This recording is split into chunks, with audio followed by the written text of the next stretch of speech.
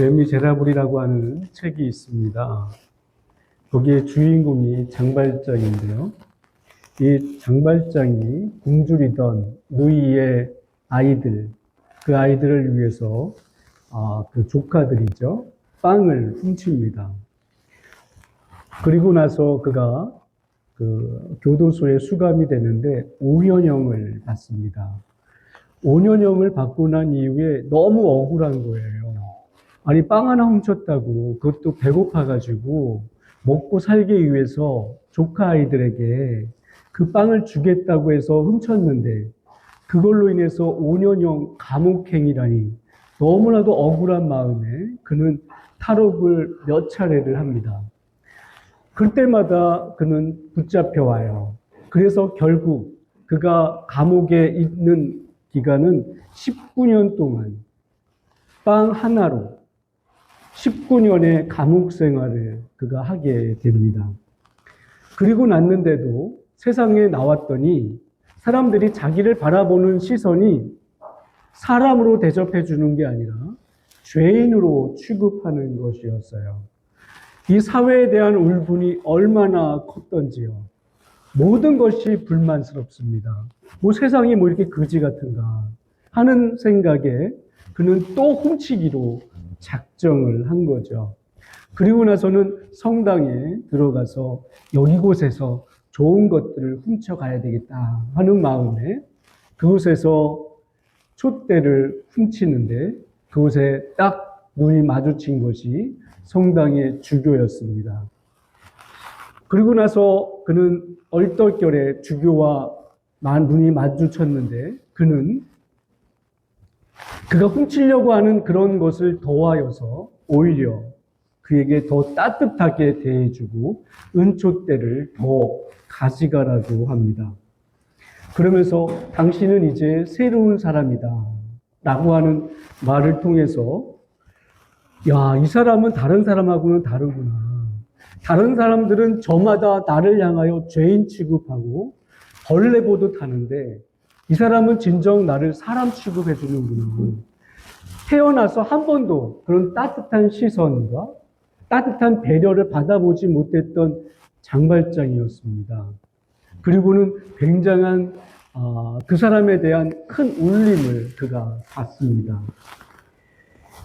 여러분, 우리는 이런 얘기를 들을 때면 이 어둡고 캄캄한 시대에 한 줄기의 빛처럼 세상에도 이렇게 따뜻한 사람이 있구나 하는 생각을 하게 됩니다.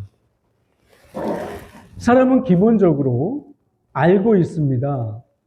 사람의 사랑이라고 하는 것은 조건 없이 거저주는 거, 아무런 대가 없이 그 사람에게 나눠주는 거, 이게 진짜 사랑이라고 하는 것을 말이죠.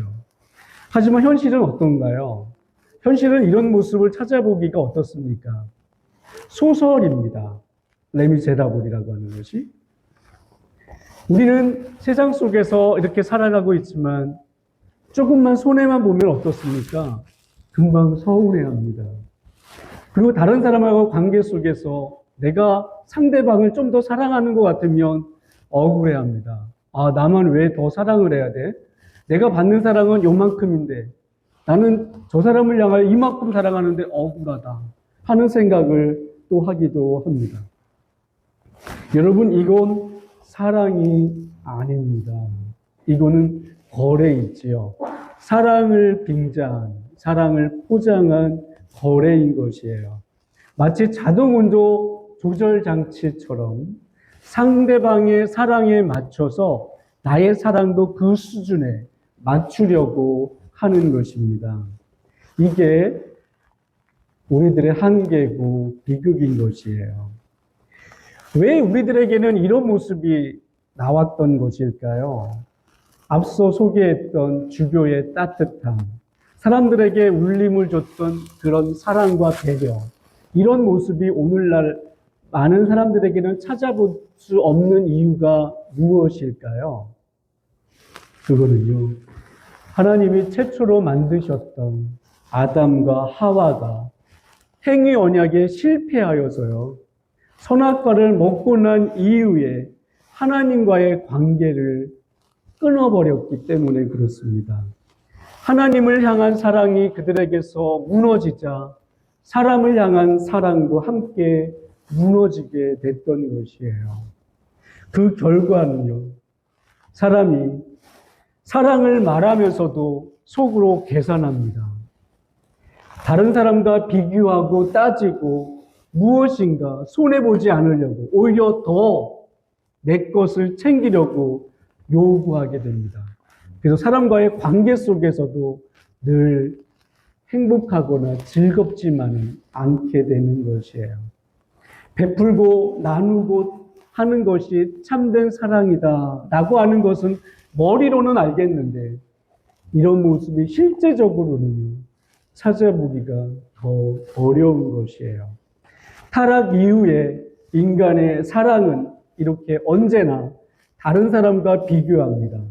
그리고 어떻게든 손해보지 않으려고 합니다. 꼭 불안한 외주 타기와 같은 이런 모습으로 우리의 삶이 드러나게 되는 것이에요. 성경은요, 이 문제를 아주 분명하게 말합니다.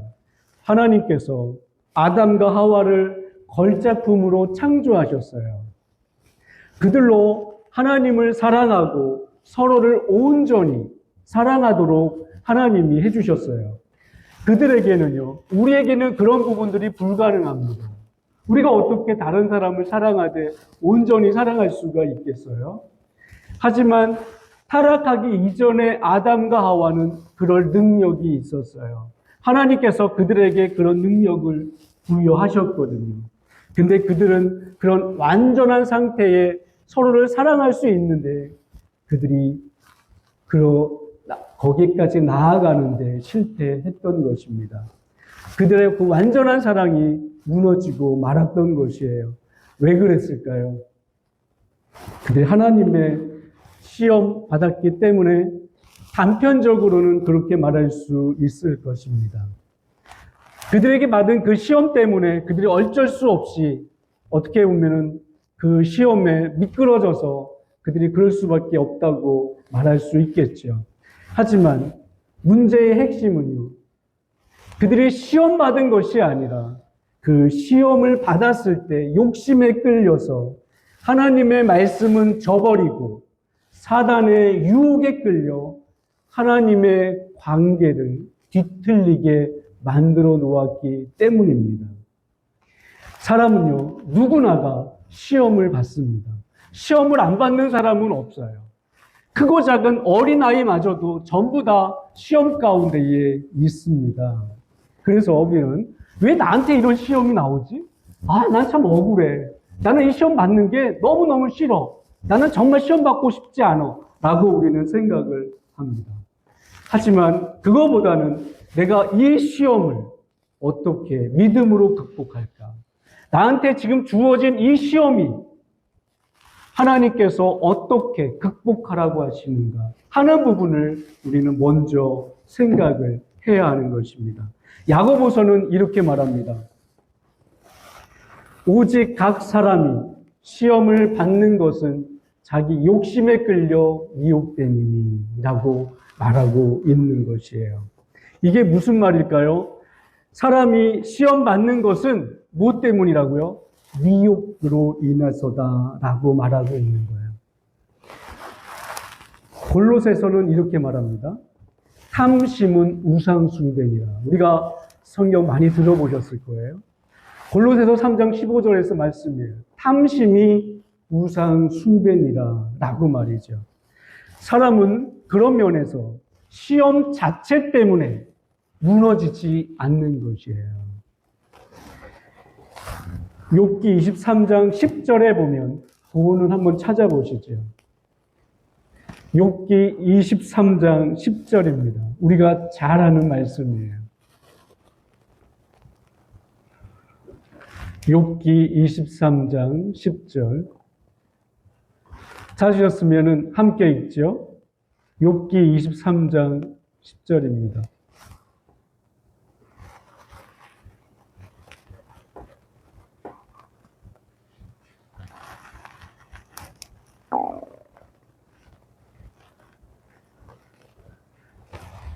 함께 있습니다. 시작.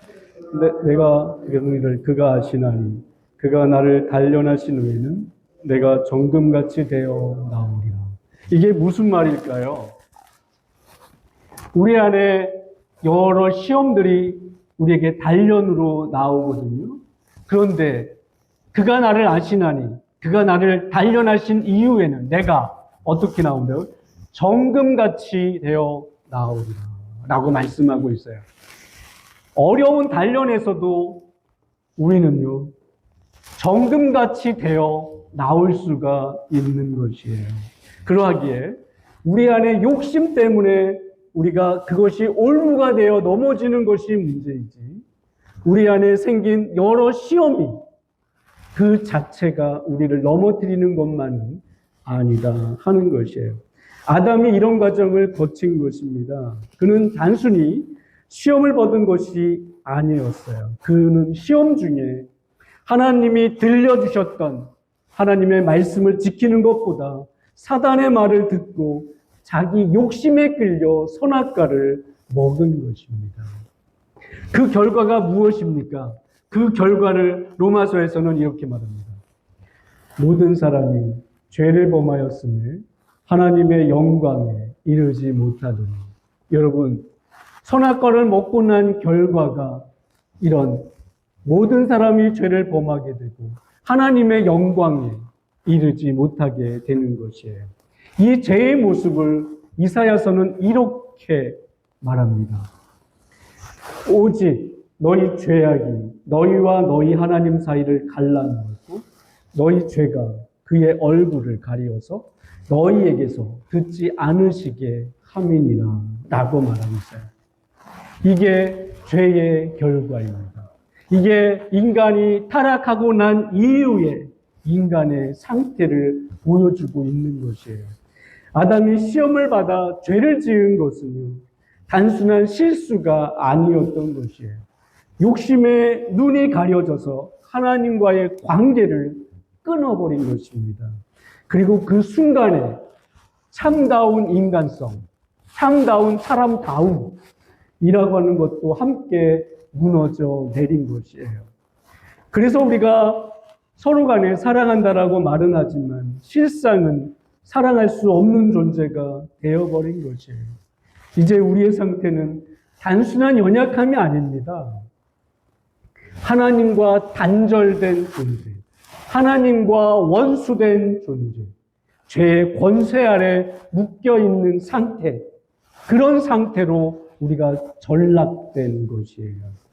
그래서 우리는 단지 죄를 짓는 사람이 아니라 죄를 만들어내는 공장이 되어버린 것입니다. 그래서 아무리 우리가요, 애를 쓰고 힘써도 하나님께 나아갈 수가 없어요. 그렇게 됐으면 참 좋을 텐데 우리의 실력으로는 그것이 애초에 불가능한 것입니다. 완전히 인간이 망가져 버렸거든요. 근데 여러분, 복음은 여기서 시작됩니다. 하나님께서 이렇게 완전히 황폐화된, 도무지 어떻게 보면 다시 재활용할 수 없는 이 인간을, 그래서 끝내 완전히 폐기 처분해야 될 이 상태에 있는 인간을 하나님이 그대로 내버려 두지 않기로 결정하신 것입니다. 이게 은혜예요. 하나님께서 우리의 인간을 향하여 이런 결정을 하시고 하나님이 팔을 걷어붙이시며 하나님의 놀라우신 은혜를 시작하시는 것입니다. 이것도요, 우리 인간이 이 부분을 시작한 것이 아니라 하나님께서 하시겠다 결정하시고 이 은혜를 먼저 손을 내밀어 주셨던 것이에요. 그래서 요한복음은 이렇게 우리에게 말씀합니다. 하나님이 세상을 이처럼 사랑하사 독생자를 주셨으니 이는 그를 믿는 자마다 멸망하지 않고 영생을 얻게 하려 하심이라 하니, 하나님이 그 아들을 세상에 보내신 것은 세상을 심판하려 하심이 아니요 그로 말미암아 세상이 구원을 받게 하려 하심이라 라고 말씀하고 있어요. 보십시오. 하나님께서 죄 지은 세상을 사랑하셨습니다. 얼마나 놀랍습니까? 하나님께서 죄 지은 세상을 사랑하셨다라고 합니다. 그래서 로마서 5장 8절은 그럽니다.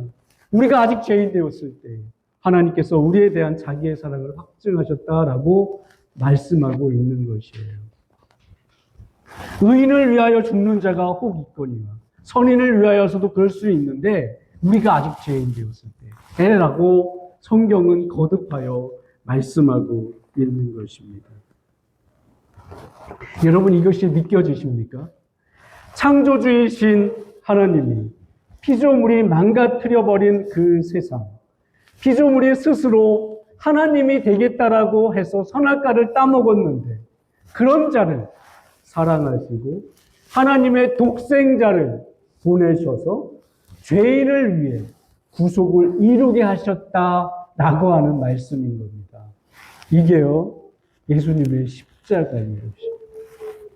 여러분, 십자가는 그런 점에서 한 사람이 십자가의 형틀에서 죽었대, 아이고 참 안 됐네 하는 이야기가 아닌 겁니다. 죄인을 구속하기 위해 자기의 살과 피를 아낌없이 쏟으신 이타적인 사랑인 것이에요. 그것은 우리가 마땅히 받아야 할 심판을요, 예수님이 대신 받으신 사건이고 우리가 짊어져야 할 죄의 값을 예수님이 대신 치르신 사건인 것입니다. 그래서 그 결과가 무엇이냐면요, 하나님과 원수되었던 우리가 이제 하나님과 화목하게 됩니다. 두려움으로 하나님을 피했던 우리가 이제 그런 하나님을 향하여 아바, 아버지라 부르게 되었다라고 하는 사실입니다. 여러분, 이게 복음입니다. 그래서 로마서 5장 8절, 금방 앞서 제가 말씀드렸던 내용을 말씀하지 않습니까? 우리가 아직 죄인 되었을 때에 도무지 하나님 앞에 우리가 사랑받을 만한 자격이나 여건이 전혀 없을 때에 죄에 대해서는 모양이라도 버리라고 하시는 그 하나님이신데 그 죄에 대하여 아예 칠폭거리는 속에서 지냈을 그때에 하나님께서 우리를 사랑하셨다라고 말씀하시는 거예요. 그래서 그리스도께서 우리를 이 땅에 오실사 우리를 위하여 죽으시고 하나님께서는 우리에 대한 이 사랑이 얼만큼 큰지에 대하여 확인시켜 주셨다라고 말씀하고 있는 것입니다. 하나님이요, 예수님을 이 땅에 그렇게 보내신 것입니다. 그래서 진정 우리를 얼만큼 사랑하시는가 하는 것을 예수 그리스도를 통해 보내주신 것이에요. 그뿐이 아닙니다. 로마서 8장은 그거를 이렇게 말합니다.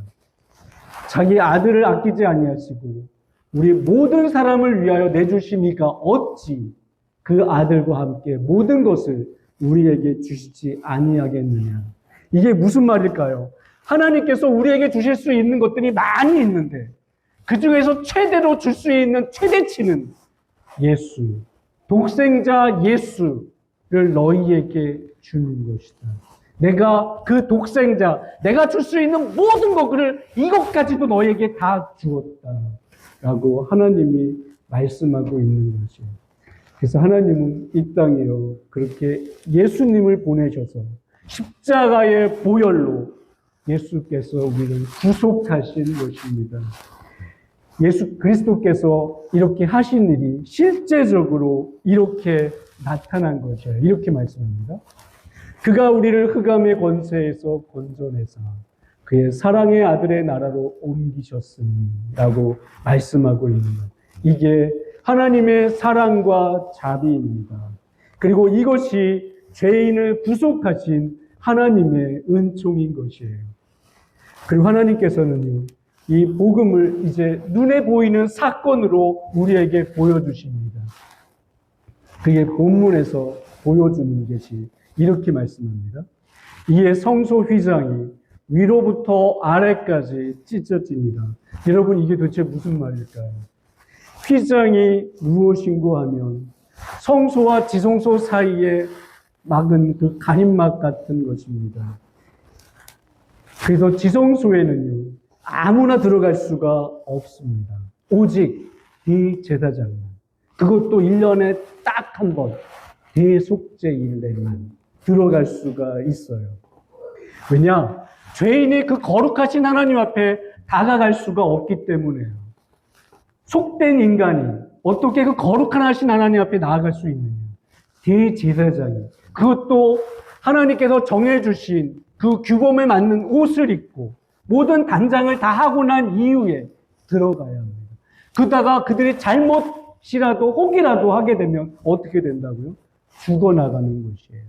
죽어나갈 때 이거 죽었네? 야야 가가지고 죽었으니까 데리고 나. 이렇게 할 수 없어서 대제사장의 발목에 뭘 달았다고요? 방울을 달았습니다. 그래서 그 사람이 움직이는 소리가, 방울 소리가 들리지 않으면 어떻게 했다고요? 바깥에서 이렇게 줄로 매달아 끌어냈습니다. 그래서 죽은 거를 확인했어요. 때에 따라서는 그런 일도 있었겠지요. 모르기는 모르나. 이 사람이 가만히 있었는데 갑자기 줄이 당겨져. 그리고는 나 안 죽었는데 애는 해프닝도 아마 있었을지는 모르겠습니다. 그 정도로 두렵고 떨리는 장소가 지성소입니다. 하나님이 성소와 지성소를 이렇게 딱 한마디로 막으셨어요. 근데 여기가 어떻게 돼요? 찢어졌다고 합니다. 인위적으로 찢은 것이 아니었어요. 하나님께서 이것을 찢어 버리신 것입니다. 왜요? 더 이상 하나님과 사람 사이를 막을 이유가 없어졌기 때문입니다. 예수님께서 그 막힌 담을 온 몸으로 다 담당하셨기에 하나님께 이르는 길을 이제 활짝 열어놓으신 것입니다. 하나님께 이르는 길에는요, 이제는 막힘이 없습니다. 예수님의 구속은, 십자가의 구속은 제사장의 중재라고 하는 이 길을 없애버렸어요.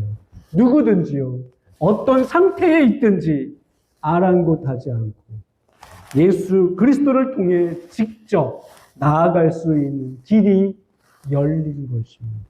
그래서 우리는 가톨릭처럼 가운데에 누구를 사제를 두고 뭔가를 고백하거나 이런 일을 하지 않습니다. 왜요? 우리 모두가 하나님 앞에 담대히 나아갈 수 있는 지위를 획득했기 때문에 그런 것이에요. 이날 십자가에서 아주 놀라운 일이 일어납니다. 정오로부터 온 땅에 어둠이 임합니다. 여러분, 정오입니다. 여기서 말하는 3시라고 하는 것은 우리 시간으로 정오입니다. 대낮인 거죠. 근데 이때 가장 밝아야 할 이 시간이었는데 이때가 가장 어두운 시간으로 변해버렸어요. 이게 자연스러운 자연현상이 아닙니다. 하나님의 심판이 온 땅에 임했다라고 하는 신호인 것이에요. 그리고 그 어둠 속에서 예수 그리스도께서 외치십니다. 엘리 엘리 라마 사박다니, 나의 하나님 어찌하여 나를 버리셨나이까 라고 하는 이 외침을 예수 그리스도께서 하시는 것이에요. 이 외침은요, 단순한 육체적 고통에 의한 외침이 아니에요. 하나님께 버림받았다라고 하는 애통하는 심령의 외침인 것이지요. 인간에게 가장 큰 고통은요, 사랑하는 관계가 끊어진 것입니다. 사랑하는 사람에게 버림받는 것. 이게 가장 견딜 수 없는 고통이거든요. 근데 예수님은 하나님께 버림받는 고통을 당하셨어요. 왜요? 우리 때문에.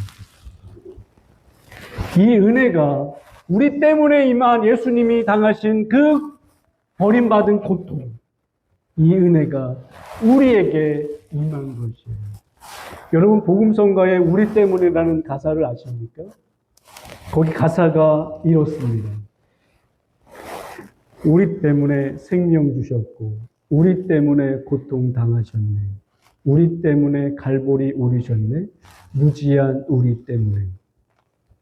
우리 2절입니다. 이거는 우리 때문에 십자가 지셨고 우리 때문에 죽음 당하셨네. 우리 때문에 물과 피 쏟으셨네. 무지한 우리 때문에. 나 같은 죄인 때문에. 이 가사의 내용은요, 예수님이 버림받으셨기 때문에 우리가 받아들여졌고, 예수님이 끊어지셨기 때문에 우리가 하나님과 연결되었습니다. 예수님이 진노를 받으셨기에 우리가 은혜를 입는 존재가 되었다라고 말하고 있는 것입니다. 여러분, 우리가 지금 하나님께 나아갈 수 있는 이유는요, 예수님이 대신 버림받으셨기 때문입니다. 이것이 복음입니다. 사랑하는 성도 여러분, 우리는 본래 하나님과 끊어진 존재였습니다. 하나님과 원수되었던 사람들이었습니다. 근데요, 이젠 다릅니다. 예수 그리스도의 십자가로 말미암아 우리는 하나님과 화목하게 되었고, 버림받은 존재가 아니라 받아들여지는 존재가 된 것이에요. 여러분, 이것을 잊지 마십시오. 우리가 하나님 앞에 설 수 있는 이유는 예수님이 대신 버림받으셨기 때문인 것입니다. 그렇다면 이제 우리가 어떻게 살아야 할까요? 하나님이 보내신 예수 그리스도를 믿고 하나님께 대하여 감각 있는 자가 되시기를 바라요.